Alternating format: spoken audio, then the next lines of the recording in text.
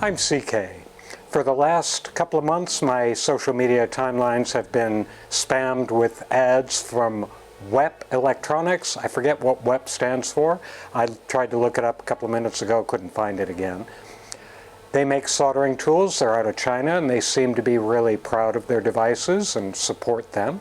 So I ordered a WEP 927-4, and we'll see how it works. We'll open it up, see what parts it comes with, see how easy it is to set up, and see how it solders. And as always, I hope you enjoy the video.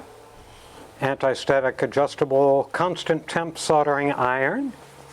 Soldering manufacturer Jiaoyu Electronics Equipment Limited, out of China. I'm sorry, I'm adjusting my microphone. So this is a 927-4. There's 1, 2, 3, 4. I don't know what that means. And again, it was $51 US. And I'll use this little pointy arrow that we're going to solder. It's got rosin inside, copper wire cleaning ball, optional LED light, optional crocodile clip arms. So I think that may be what we got in the Model 4. It's got our typical symbols for various things, and same thing on the back. So let's open up the package. It's a new item. English, here's how it works. Here are the tips, maintenance and precautions, troubleshooting. Here's the operating manual, which is just safety stuff, which is generic. It talks about hot air guns and so on, which we don't have. So the box is labeled well, as you can see. Let me get my little arrow. Accessories, handle, main unit, accessories. So let's get the main unit out first, if we can.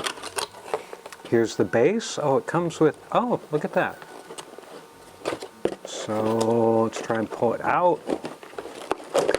See, it doesn't, if you make little compartments, it doesn't help. If you got to tear everything apart to get the unit out, kind of defeats the purpose of having little compartments, guys. That's just a minor complaint.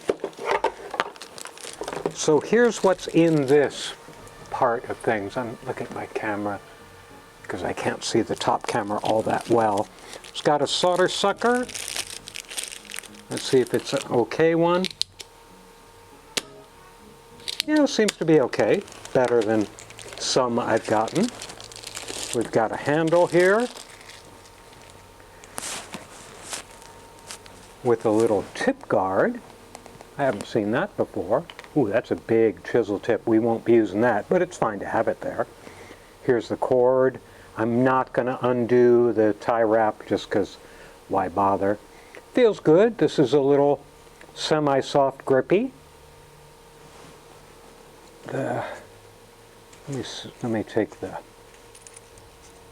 there's a, this has been obviously it's been baked in. This is very darkened and got spots. I don't even know if this might be a refurb unit, even though it was sold as new, or they just do a really extensive burn-in, which I don't mind.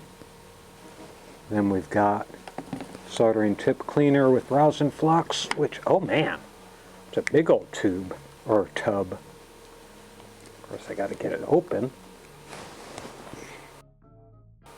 Oh, it's not a tub, that's just the brass coil to clean the tip. Now, of course, we've got a new soldering sponge, and that's one of the most exciting things in any soldering person's day, is when we get to put water on a new sponge. Ooh, ooh. That was pretty much fun. Okay, so that's the base unit. I'm going to plug it in. I'm not going to power it up. I'm not going to turn it on, but I'm going to have to undo this tie wrap after all. And it's twisted the wrong way.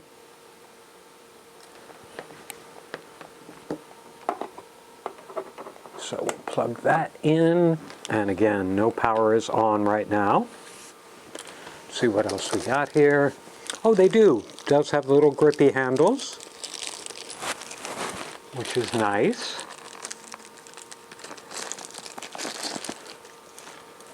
So the grippy handles screw into these little brass inserts in the plastic.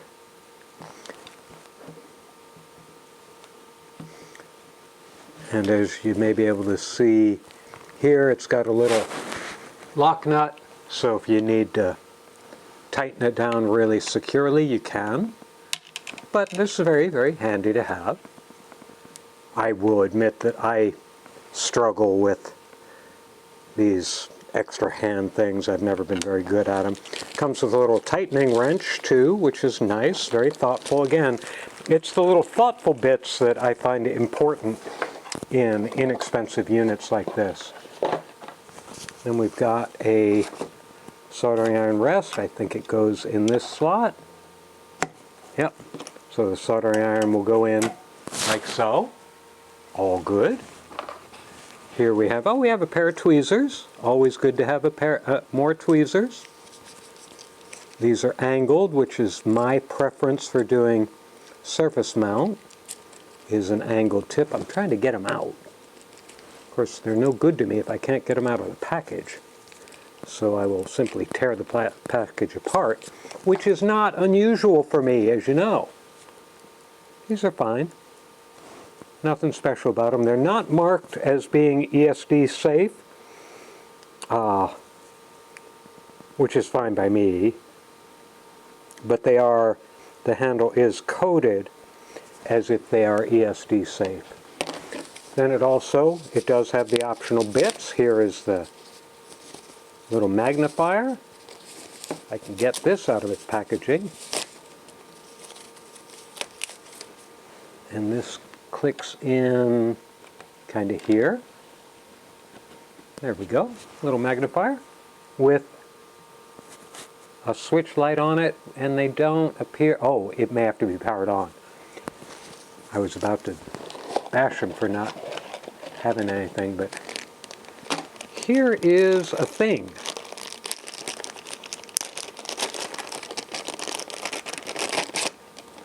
This thing,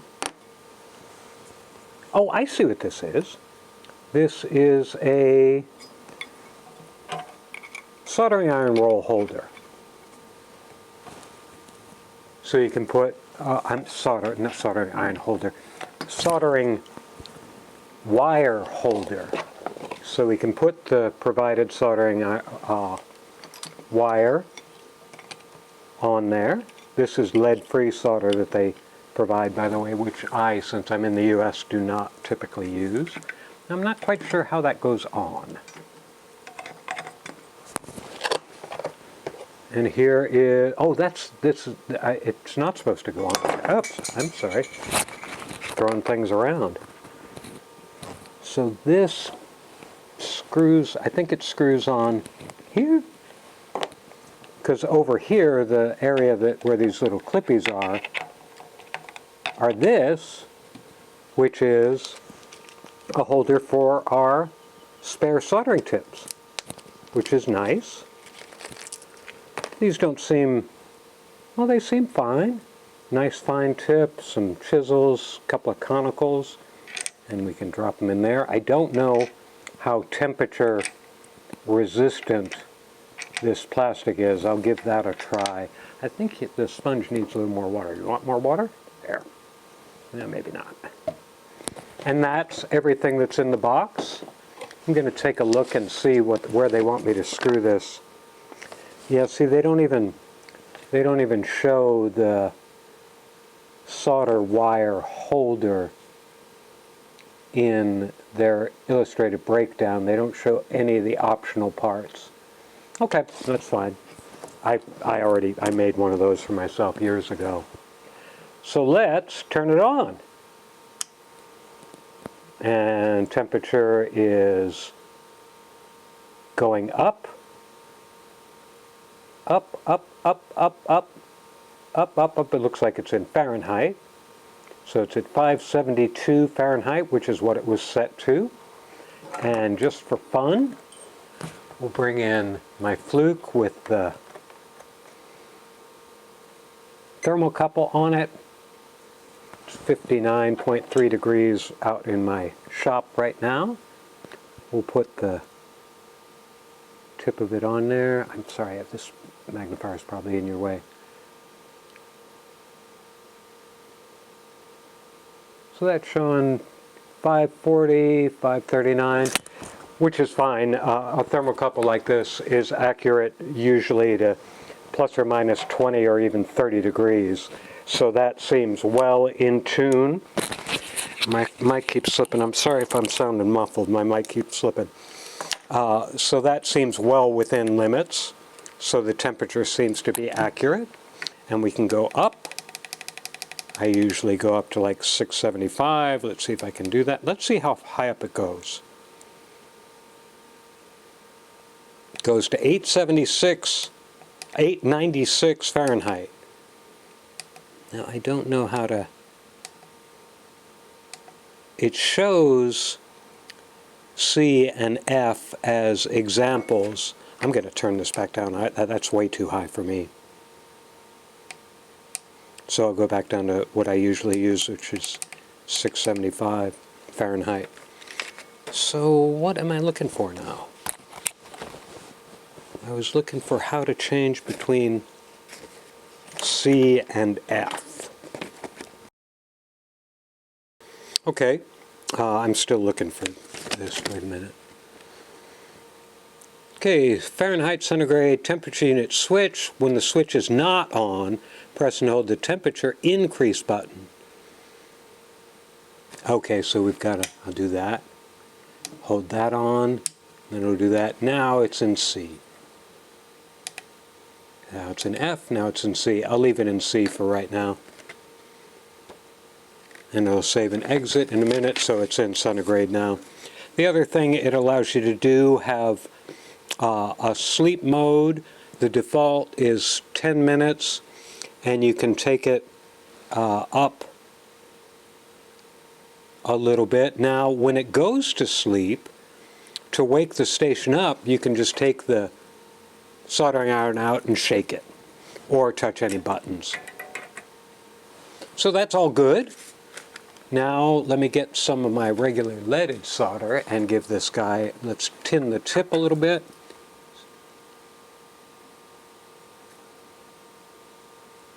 Wipe it down. I'm not quite sure I like the positioning of this right in front of the brass cleaning mesh.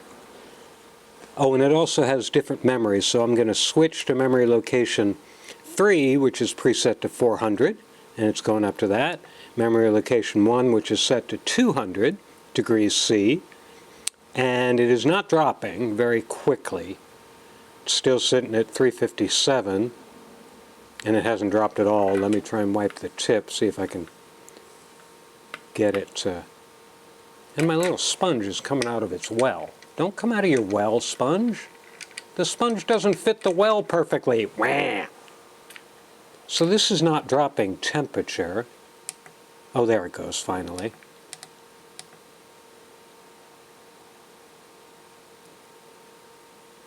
It takes a long time to cool off, so I'm not going to wait for it. So that's 350. Let's grab this little thing, which is an LED onto a little arrow, and we'll give it a try. Where'd I put my solder?